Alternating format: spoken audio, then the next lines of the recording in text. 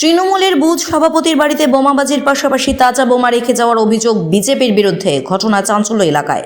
বৃহস্পতিবার সকালে তৃণমূল কংগ্রেস নেতৃত্ব অভিযোগ করে বলেন, ১ নম্বর পুল এলাকায় তৃণমূল কংগ্রেসের বুথ সভাপতি শিবু দেবনাথের বাড়িতে বোমাবাজি করার পাশাপাশি একটি তাজা বোমা রেখে যায় বিজেপির দুষ্কৃতীরা।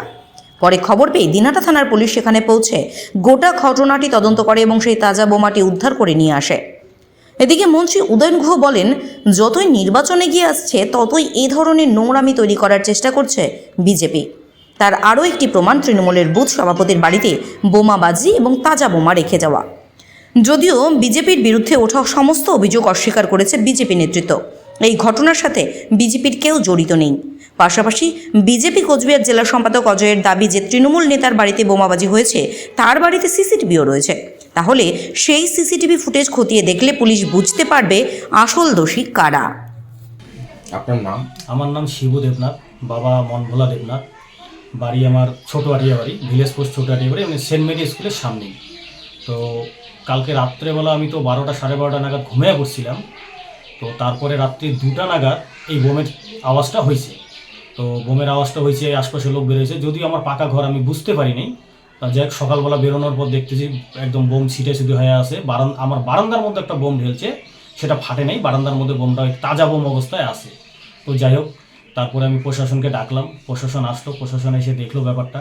কারণ আমার যেটা মনে হয়, আমি যেহেতু এই বুথের তৃণমূলের বুথ সভাপতি, তার কারণে আমার প্রতি হয়তো এই টর্চারিংটা করতেছে। ঠিক আছে, ভয় দেখাচ্ছে আমাকে, সেটাও হতে পারে। ঠিক আছে, বিষয়ে আমার ক্যামেরাও লাগানো আছে, ক্যামেরায় ধরা পড়ছে, কিন্তু ব্যক্তিটা মুখ ঢেকে আসছে, বেড়ার সাইড থেকে বোমটা চার্জ করছে, যার জন্য ওকে চেনা যাচ্ছে না। কিন্তু মানে এটা এখন প্রশাসন দেখবে, আমি ফুটেজ দিয়ে দেবো, প্রশাসন দেখে যা ব্যবস্থা নয় নেবে। এখান থেকে তো নির্বাচিত 50 সদস্য বিজেপি। হ্যাঁ, নির্বাচিত আমাদের এবার তৃণমূল এখানে হেরে গেছে, 50 সদস্য বিজেপি। তা তৃণমূল হেরে গেছে, আমরা লোক আমাদের ভোট দেয়নি, আমরা চুপচাপ আমাদের মতন যতটুকু কাজ পারি করি, না পারলে করি না। কিন্তু ওরা রীতিমতন ভয় দেখাই যাচ্ছে। এর আগেও তো আপনাদের এখানে একটা সমস্যা তৈরি হয়েছিল। হ্যাঁ, মারপিট হয়েছিল, আপনাদের দলের এক কর্মীকে, আমাদের এক দলের কর্মীকে মারছিল।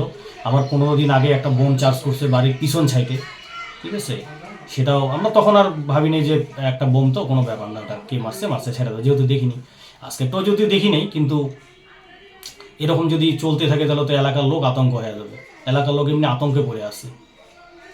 এই হচ্ছে পজিশন। নম্বর পুলে তৃণমূলের বুথ সভাপতির বাড়িতে বোমাবাজি এবং একটি তাজা বোমা রেখে আসা হয়েছে এবং অভিযোগ করা হয়েছে বিজেপির বিরুদ্ধে। কি বলবেন? দেখুন, বিষয়টা হচ্ছে যে বুথ সভাপতির কথা বলছে, তার নিজের বাড়িতে সিসিটিভি ফুটেজ আছে।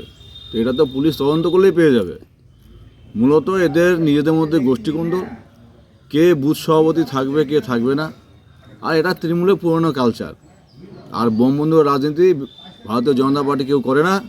এটা এইসব রাজনীতি তৃণমূল করে। এদের এই কোন্দল গোটা পশ্চিমবঙ্গ জুড়ে চলছে, প্রত্যেকটা বুথে বুথে এদের এই কোন্দল চলছে।